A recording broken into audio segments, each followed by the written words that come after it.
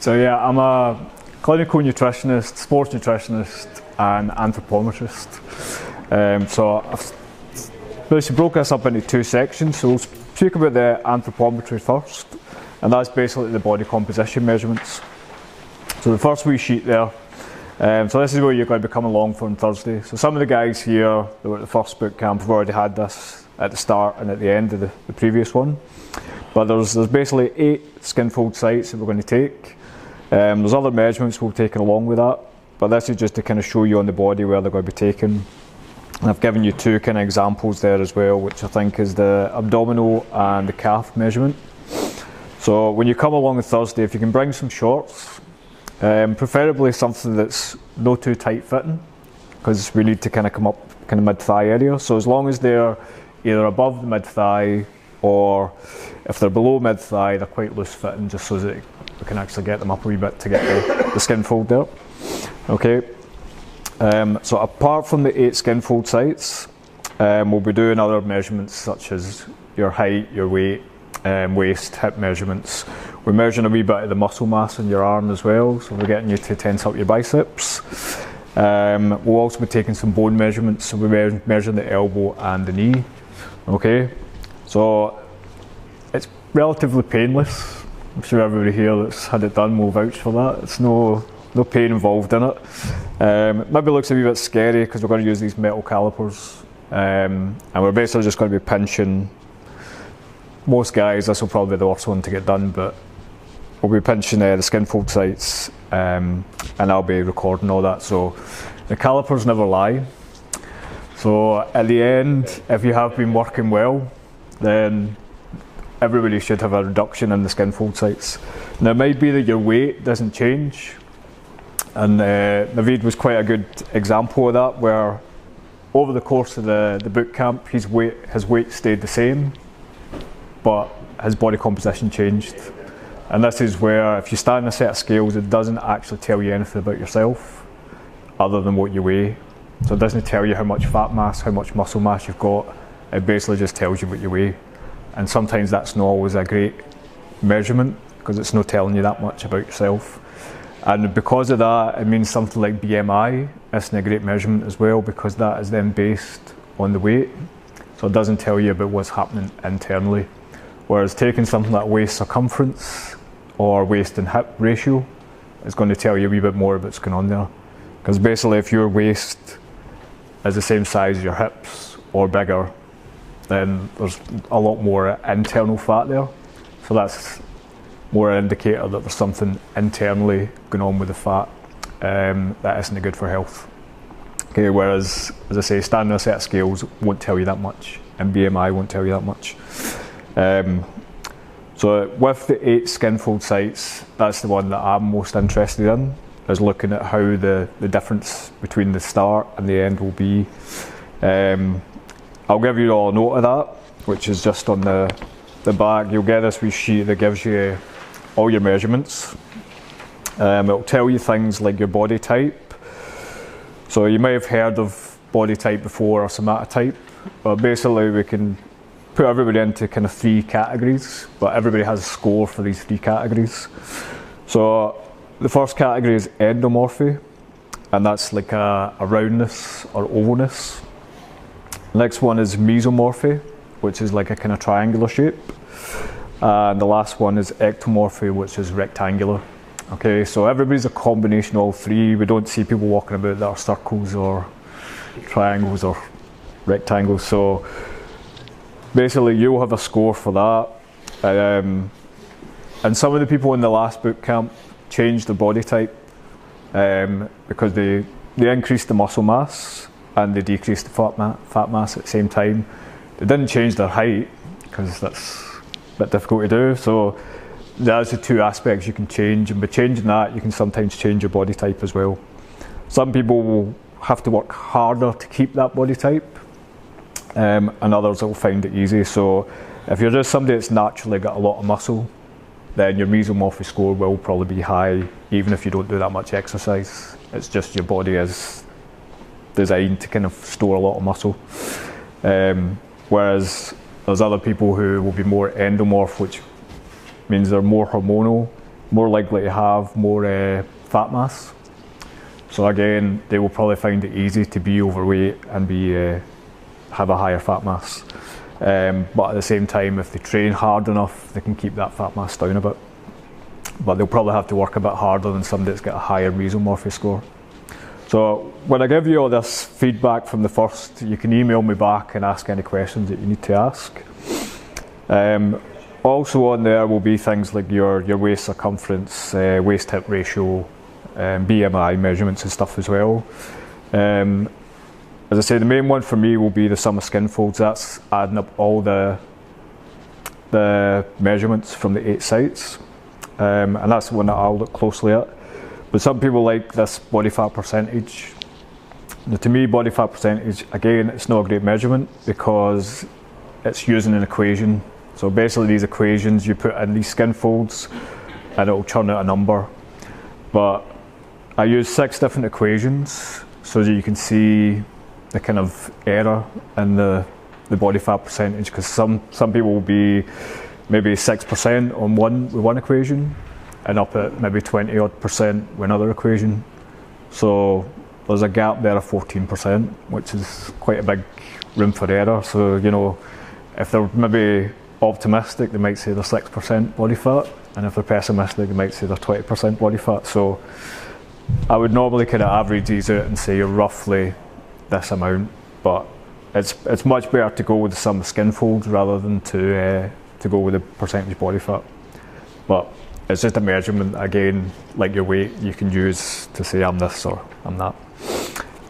The wee chart below is, so this is representative of where you were and where you'll be, or where you are now. Okay, so we're hoping that if you're the blue line at the outer blue line, that after 10 weeks we can get you kind of into that smaller web there. So it's just showing you how much fat has been lost over the course. I think that was maybe a year, right enough, that one. But your diagram will probably look different because it will depend where you're storing the most body fat as well. And the last boot camp, so one of the measurements was at the back, so just underneath the shoulder blade. And if you're storing a lot of fat on your back, then that's an indicator for type 2 diabetes. So if that's where you're storing most of your body fat, then the chances are you're a higher risk of type 2 diabetes. So ideally, if that's a higher skin fold for you, that's one of the areas we want to work on to try and reduce that body fat. Okay, so the good thing with this is, with the training, you can actually specify I want to lose body fat from this area, but if you kind of keep this ongoing and keep regular measurements, then after each training you can actually look and go, well, actually that type of training I lost body fat from that area, so I know if I do that type of training I'm more likely to lose it from that area, and that's one way you can use it. So it's called body morphing, where you can look at the types of training and specifically go with that type of training to reduce body fat from that area. But it's quite time consuming because you've got to do it over so many training programs, which could be 6 or 8 weeks, and then work out which works best.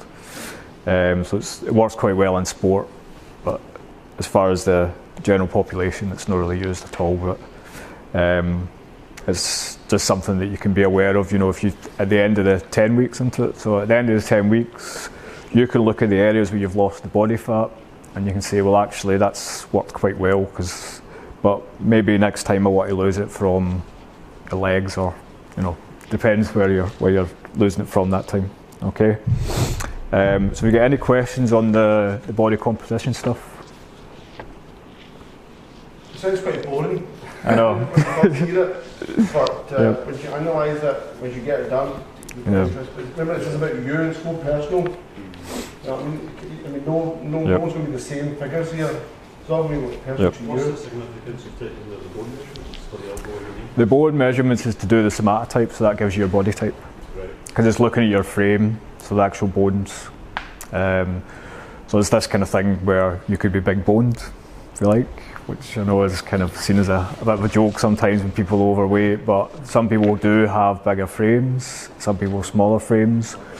So it's, when we look at the actual body type, we can see, well, actually somebody has a bigger frame. So again, if you're standing a set of scales and you've got a bigger frame, you're probably always going to be in the overweight or obese category, but not necessarily that you are overweight in terms of health, if that makes sense. Right. Okay. Jim, what kind of things should we be eating to shift the fat from the tummy?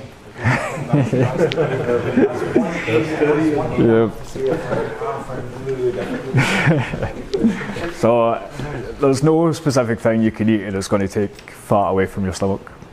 So that's it's no it's basically just you found the product for that. You're coming there. Exactly. So it's basically, like, we're going to come on to the diet in a wee bit, but it's basically try to eat as healthy as possible. And I suppose that's one of the things you have to think about what your motivation is for doing this as well. And to me, I would prefer people's biggest motivation would be for their health rather than to have a six-pack or, you know, abs showing or but it comes down to cleaning up your diet a wee bit to get, but a lot of times when you see any of these photographs where people have, you know, they look kind of fairly lean and stuff like that, a lot of times they're dehydrated. So when you're seeing that picture, it's either been airbrushed a bit or they're dehydrated. And that dehydration could be over like a 18-hour period or something like that to get them to look the way they look. So when you see this, you know, picture of this guy's went from this to this, then a lot of times it's through dehydration or just changing diet. Oh, I see. That's why I see when I feel in the morning, the tummy's a wee bit smaller. Yeah.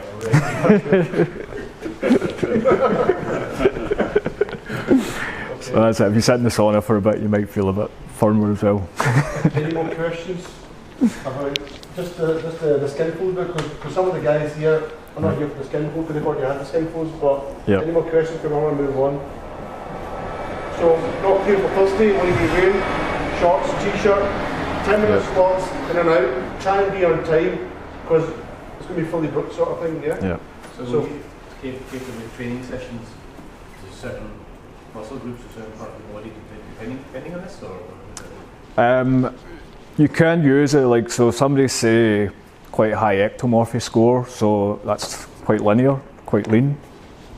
Then they might struggle a wee bit with, say, like weight training and stuff like that. So they might find lifting heavy weights is harder, and they might need a longer recovery period. Whereas somebody who is maybe more endomorph might find something like an endurance, you know, like an endurance cardio is heavier going, because one, they've got more body fat to carry, less muscle mass to carry that body fat. So they might struggle a bit with that and find they need a bit more recovery. But I mean, we've not kind of discussed kind of doing that type of stuff, but you'll probably find naturally that you kind of go with what suits your body type a lot of times. So, you know, if somebody is quite lean, they're more likely to go for heavy or kind of cardio, heavy sessions of cardio, because they can run for miles and stuff like that and it doesn't affect them that much. Whereas if they go and start lifting heavy weights, they need to kind of take a few days off to recover, and vice versa. You know, if you've got a lot of muscle mass to start off with, you'll find it quite easy probably to lift weights, but you might not want to run for miles, you know. So but that's kind of just generalising a wee bit there, but you kind of naturally fall into the categories that suit your body type a lot of times. So you wouldn't push them towards that if you're thinking that, because obviously I would go with things I like doing, I don't want to do certain things I don't like doing, but that might not be best for me, if that makes sense. Yeah, I mean, I think for the majority of people, a good mix of everything. So I mean, like doing any kind of weight training is going to be good for your bone health, so it's going to strengthen your bones. Doing cardio is going to be good for your heart, because you're working your heart muscle. So getting a combination of both is really what everybody needs. But you might find that maybe doing kind of a longer distance works for you, whereas some people might find shorter distance work for them. Some people sprint training works for them. So, but certainly high intensity stuff kind of works for most people as well for heart health and blood pressure. Okay. So everything then for the body comps. Okay. The next bit is, yep. Oh yeah, sorry.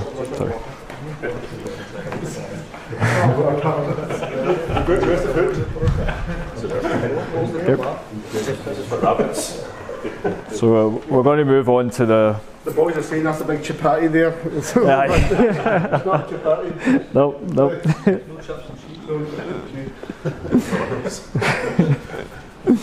Well, maybe if you use whole grain flour, we could maybe make it a chapati. But so this is representing your all your food for one day in one big plate. So this isn't just one meal. This is one day's meals, and it's split up into 5 sections. So I'm just going to talk through each section. The diet is obviously a huge part of it, and obviously can't feed you for the next 10 weeks. So it's up to yourself really what you do with it. Again, because I don't see what your diet's like now, it's hard to kind of give you advice on where you're going, maybe going wrong, and maybe what you can change. Usually we changing nutrition, I usually kind of try and get people to do it gradually. You know, so if you're having, say, some cereal that's basically just sugar, I'll maybe try and get you to switch to something that's a bit more whole grain and do that gradually, so you can kind of have a mix of both. You know, if it's something like crunching up cornflakes or something like that, then you can maybe mix some porridge or something like that through it, you know, some oats through it, and then gradually the oats become the main part, and then eventually you just have the oats and ditch the crunching up cornflakes. But I would say that with anything, it's all about gradually changing it, and then through the course of 10 weeks you could actually make quite a bit of change. So if you maybe look at it in terms of taking one meal and looking at what you're eating just now and how you can make that healthier, and then after maybe a few weeks, once you're used to that change, switch to the next meal and try and make that a bit healthier, and then the same with the next meal, and then look at what you're doing about snacks and stuff like that, and again try and make that a wee bit healthier. So if we take all our food for one day, so as I say, we've split it into 5 sections. So we've got this section here, which is kind of orange colour there. And this represents carbohydrates. So the main reason we're eating carbohydrates is for energy, but also there's some vitamins and minerals in there as well. Now it used to be, when it was the Eat Well plate, that you were just told it was carbohydrates, but now it's specifically more on whole grain carbohydrates. So anything that's got high fibre, that's specifically what you're looking for. So when you look at the label, you want it to be high in fibre. And that fibre, so it's one of the benefits you're going to get from eating carbohydrates. So apart from having that energy, with the fibre there, it's going to be a slower release. So the way the fibre works there is that it's going to expand in your gastrointestinal system. So you take in the fibre and you take in fluid, so they work hand in hand. So it's pointless taking in the fibre if you're not drinking enough water. But you take in the fibre, it starts to expand in the stomach, and once it's in the stomach, it stays in the stomach for a while, so it makes the stomach feel full into the small intestine. So that takes a bit of while to get through there as well, and it's only once it gets to the large intestine that it goes through a bit quicker. So there's 2 main types of fibre. There's the soluble fibre, which if you think of something like porridge, when you add water to it and how it looks kind of like a jelly type thing, so that's your soluble fibre. And then if you look at something like Weetabix, that's your rougher fibre or your insoluble fibre. So when you combine these two together, if you imagine that's going through the gastrointestinal system, it expands, it pushes on the wall of the gut, and as it pushes on the wall of the gut, that stimulates the muscle to start contracting. So the muscle contracts, and that helps to push food through the gut, which a lot of times is what people need as their guts to start working as well. So the exercise will help that, but also taking in the fibre. The rougher fibre will basically scrape the lining of the gut, and all that's doing is taking all the old cells away and basically allowing new tissue to form. So if you think of that as almost like a exfoliation for inside, so it's basically helping the gut to regenerate fresh cells. So that's two ways that the fibre works. The other side of it is there's parts in the fibre that we don't digest. We basically can't really digest fibre. So the bacteria in our gut uses that a lot of times as their food source. So we're feeding bacteria, and most of the time we're feeding good bacteria. So within our guts there's a wee war going on between the good and the bad bacteria. And the healthier our diet is, with the more good fibres, then we feed that good bacteria, and that kind of wins the war, if you like. And the bacteria itself can affect mood, it can affect cravings and stuff like that as well. So the bacteria has a wee bit of control over us, because ultimately if the bad bacteria are winning, they're probably going to make you crave the bad foods that they like. So it's just something to be aware of. So it's important that when you're having the carbs that you have high fibre, okay? So if you think of something like rice, for instance, rice doesn't have a lot of fibre. So you then have to look at something else in that meal that's going to increase the fibre with it. So if I was going to have rice, I would probably avoid having meat or fish with it, because the meat or fish doesn't add any extra fibre to the rice. So that might be a good time to have some kind of pulse or bean or something like that with it, because that will increase the fibre content of that meal, if that makes sense. Whereas something like a whole grain pasta or whole grain bread will already have some fibre there, so you could then have some meat or something with that. Same if you were having maybe, say, potatoes without the skins, there's very little fibre in that. If you keep the skins on, you're getting a bit more fibre. But again, you might not necessarily want to have meat with that. You want to add something that's going to have a higher fibre content to increase the fibre of that meal.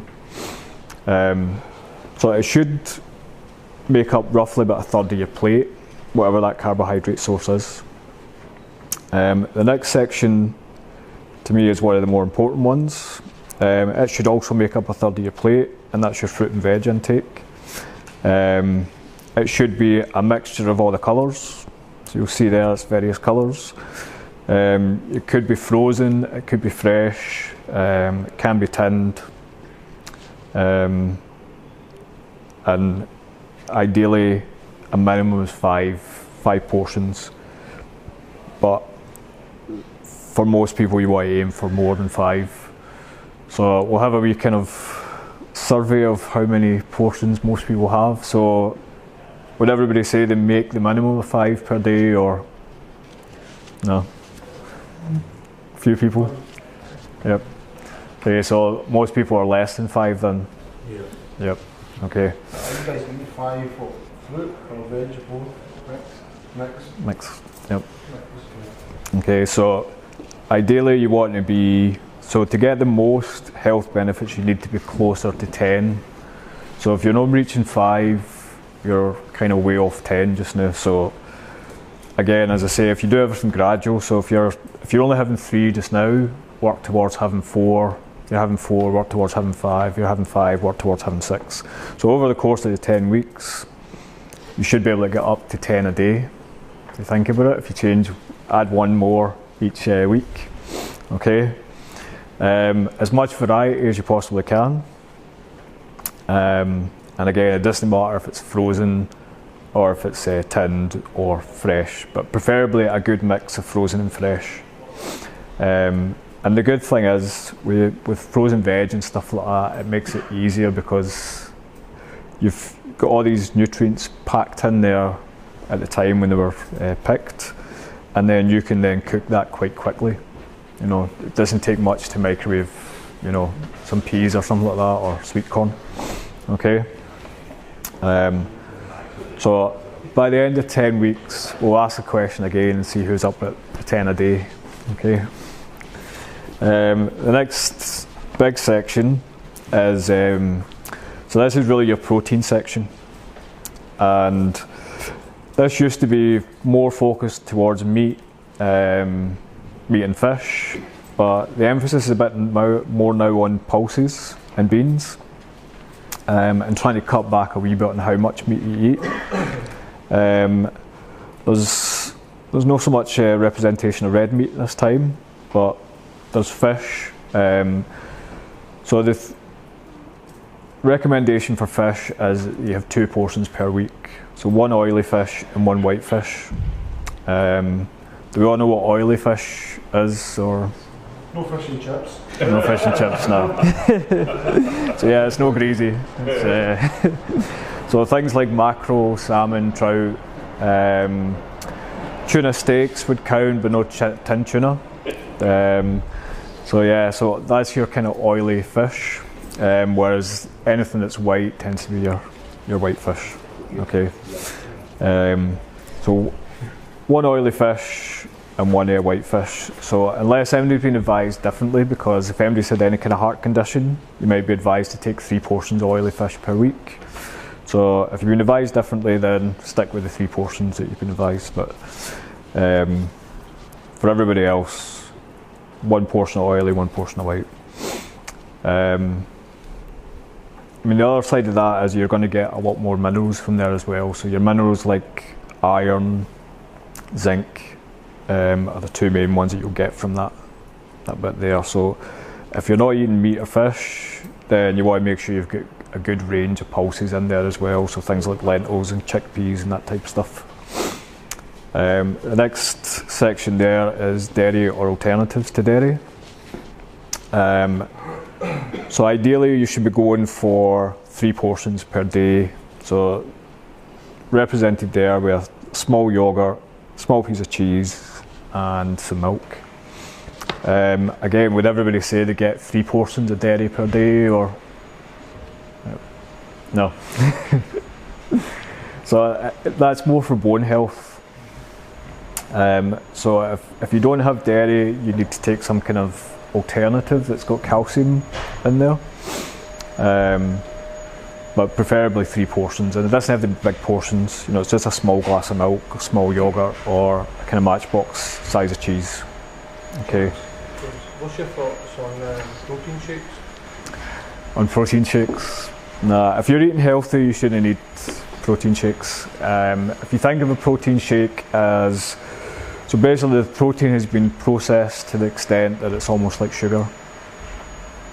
So it's fine for if somebody really wants to bulk up and they don't have anything close by, but it's not really worth, because you can have a meal that's got as much protein in it, and it's not going to, overall it doesn't have any great effect on bulking up, because the meal will just have the same amount of protein. It just takes maybe a bit longer to get to the muscles, but overall the body will grow in its own time. It's not going to grow quicker because the protein gets to the muscle quicker. So to me it's a waste of money, but I'm not going to stop people from taking them, but yeah, I wouldn't really advise it. But it's just a process where they've taken milk, stripped it right down, so it's almost like stripping the sugar out, and kind of, but it's just that protein part. So whether it's whey or whether it's casein, it's, you know, you've taken that down and you're just taking that as a processed food that will go straight to the muscle quite quick, but might not necessarily mean that you're growing muscle quicker than you having a complete protein. The last wee section there is oils and spreads, and this is basically to try and limit how much fat you add to food. So fats and oils should be in the food naturally. So, you know, if you're having things like nuts and seeds, or if you're having any dairy or meat, the fat should already be in there. rather than adding it separate. So the whole kind of debate about whether it should have butter or margarine or olive oil, you probably shouldn't have any of them, because no other animal really eats those products, you know. So ideally what you should have is, say, like instead of a nut oil, you have a nut butter, where it's just peanut butter, so it's still whole peanuts and it's got the oils in there. The same if you, rather than having butter, you know, if you're going to have meat, then you're already got that fat in there anyway, so you don't need to add anything to it. So keeping oils and spread to a minimum, and if you go for unsaturated oils as opposed to saturated. So unsaturated would be things like olive oil and sunflower oil and that type of stuff. Okay. There is a wee section that's kept out off the plate now, and that's for all the treats there. So these are the bits that you have to kind of try and limit as much as possible. So you'll see that from the plate, most things look like real food, if you like. It's no packaged, or so the more real food you can make, you know, anything you're going to eat, if you're cooking from scratch, it'll be more benefit probably for your health, but also if you're trying to lose a bit of fat, if you're cooking, you know what's going in it, whereas if you're buying something off the shelf, you don't really know what's in it. And even companies can lie about what's in it as well. You know, they can say there's this many calories in it, but until somebody actually tests it and says, yeah, that's right, you're right with that, then it might not necessarily be that that's how many calories are in it. Okay, so don't just judge a pack and say, oh, that's got this many calories or this much fat, because it might be that the pack you've got has slightly more fat. Or okay, so you're all happy with the Eat Well plate? You're not happy. No. Have you got any suggestions for like foods that would fill you up for longer than other food? Because I feel hungry and subsequently hungry. Okay, so if you go for less processed, yeah, high fibre, so the foods that are going to make you feel fuller are anything that's high in fibre, because that's going to stay in your stomach for longer. High in protein, again, that's going to stay in your stomach for longer. Anything that has been processed, so like even the whey protein, anything that's high in sugar, as soon as it hits the stomach, it's probably going to stay there for half an hour at the most, and then it'll be gone. So you're going to feel hungry again. So the more refined products you eat, the less time it stays in the stomach. I think last time we spoke about things like apple juice and stuff like that as well. So if you eat an apple will make you feel quite full. If you have apple juice, it won't make you feel full at all, it's just full of sugar. So the more fibre you can get in there, the better. And in terms of getting like a sweet fix, sweet I'm fix. going to be having chocolates and sweets, well, etc. An apple's a good one.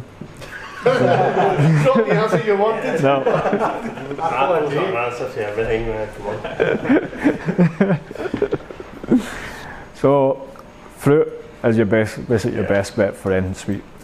So if you have something like strawberries, any kind of berries, the apple's a good one. And citrus. Flapjacks tend to be a kind of mixture of fat with the oats, so it tends to have quite a bit of fat in it. Is that bad fat? It tends to be, yeah. But Could you replace sugar with honey? Say, so if you want, what you can do is slowly kind of wean yourself off the sugar by maybe having a bit of honey first, and then switching to maybe some dried fruit, and then switching to some fresh fruit. How does that sound? No. What size should your plate be? Oh, that's a good question. So it depends on the size of you. That's the thing. So if you're a small guy, then the smaller plate. You know, obviously the bigger you are, you probably need a bigger plate. And it depends whether you want to eat. It depends as well whether you want to have a bigger meal in the morning, in the afternoon, or in the evening. But there's more research now that kind of shows that actually, that if you finish eating roughly about 8 at night, that it's actually better for you. So if you basically have your last meal at 8 and then don't eat anything after that. There's anybody that's diabetic in here as well. No. Because one of the things you said the last time, James, this should be the size of your plate, you know. Oh yeah, for the portion. Yeah. Yep. Yep. So first, yeah. Not the whole arm. Yep. I've got a question. See, you burn fat. Do you need to be in a calorie deficit? How you count your macros? So to burn fat, you need to be doing exercise. But then, So we burn fat all the time, but if you want to burn extra fat, you need to be doing exercise. If your calorie intake is equal to what you're burning, then you're not going to lose any body fat. right. So you do need to be in deficit to try and get the So then, The in fat order down. to make this work, we would need to essentially count our macros, i.e. how many calories we've taken, how many protein we've taken. well, how you fat we've could. taken. It just takes a while to Yeah. do all that kind of stuff, but Eat less. depends how serious you want to take it. But to me, if you're actually just cooking and preparing your own food, and you're eating whole grain and lean meats, then your body will do everything for you. You don't have to worry too much about counting all the calories and that type of stuff. If you're preparing the food yourself, it should just work for you. Okay. How many meals should you eat per day? Just 3? Frequency As much as dinner? So everybody's a bit different as well. So some people will do like a fast where they'll maybe have all their meals quite close to each other and then fast for maybe 16 hours. Some people will, depending on the kind of health condition, so they might prefer to have smaller meals but have them more regularly throughout the day. So particularly if you've got any kind of indigestion or gastrointestinal issues, then it might be a smaller meal but more regular might help. Whereas some people can do maybe 2 meals a day or 3 meals a day. Even if you have smaller meals, would you not digest it quicker compared to if you ate that same amount in 2 meals throughout the day? Well, it just depends because some people's stomachs are smaller. So, it comes to the body type as well. So if you look at the body type, so if somebody's got quite a high endomorphic score, then it tends to be that their gastrointestinal system is bigger. So they probably need more food to make them feel full, which is why you want to go down the line of putting in more fibre, because that's going to make you feel full. Whereas if somebody's got quite a small stomach, they might have quite a high metabolism as well, so they're burning calories quite quick.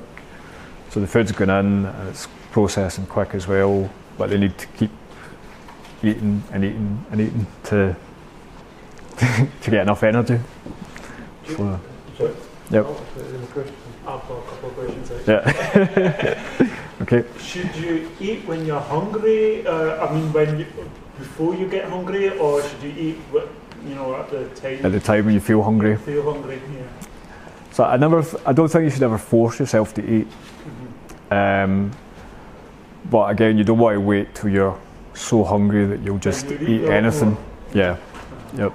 So this is one of the things about skipping breakfast, for instance. So you could skip breakfast, but then you'll find that for lunch you probably eat more than you would. But kind of the research shows now that you don't actually eat as much as you would eat over 2 meals, if that makes sense. So you wouldn't eat. So what you would have eaten for breakfast and lunch will still be less. So sometimes it's good to skip breakfast, and sometimes it's not. And the same with the training. Are you doing any training in the morning, or? The guy's going to basically give us a workout. So Right. I think the first PT that we had, he recommended that we have a workout in the morning. Yep. Because it's better to have a workout on an empty stomach. Yep. Yep. So it depends, but you can mix it up. So some days you can work fasted, Yeah. and other days you can work fed. So when you're working in the fed state, then you're probably more likely to work at a higher intensity because you've got energy in the muscles and stuff like that. When you're working in the fasted state, the intensity might not be as high, but you're still going to feel the effect because you're working with low energy stores. Okay, so it's good to mix it up a wee bit and actually do both. Some people will thrive on working fasted, and other people thrive on working fed. So it's, again, that comes down to a wee bit of body type and stuff as well. Isn't it the case that if you do exercise, let's say we come here in the evening, right, for a boot camp session, and we haven't eaten anything since lunch, so is your body basically just consuming its fat stores at that point because it's not had any food for about 6 hours? Not necessarily, because some people's carb stores might be okay, so your body will be burning fat during that time up until and it'll be reserving your carbs for exercise, but it's the level of effort you can put in. So if you've been fed sometimes before it, you can put a higher level and get your heart racing more and stuff like that, whereas if you feel a bit drained getting into that class. So again, what Robert was saying earlier about, you know, psychologically, because if you feel, oh, I'm hungry and I've not got the energy for this, then you're maybe not going to put the same amount of effort in. Whereas if you feel like, well, I'm ready to go for this, you know, I've been fed, and so it's a lot of it comes down to the mind as well and how that plays tricks on you. But see, when you do have that session, right? Yep. So your body still keeps some of its carb stores, right? Yep. How long can those last, those stores, until it starts hitting the fat again? Well, if you think of a marathon, right? So usually when somebody reaches the 21-mile mark, that's when they hit the wall, and that's when basically the carbs run out. So that's why they have to do these long runs to kind of train to get to the 26 mile. But normally 21 miles is where your kind of carbs start to switch off. So when you hit the wall, that's when your carbs have ran out and you're only burning fat, and that's why you see people's legs buckling and stuff like that. So the chances are you're always going to have carbs there in reserve. But it's more about psychologically whether you feel you've got those carbs in your muscles. Okay. Yep. So you recommend some weeks coming fed and some weeks coming. Yeah, even like during the week, you know, sometimes just mix it up. So because you've got a program, you can kind of go, right, I'm going to try this today in the morning fasted, and then maybe next week I'll do it fed, or, you know, and mix it up a wee bit. And you will get, they say some people will thrive on certain types of training and stuff like that, so it's everybody's a wee bit individual.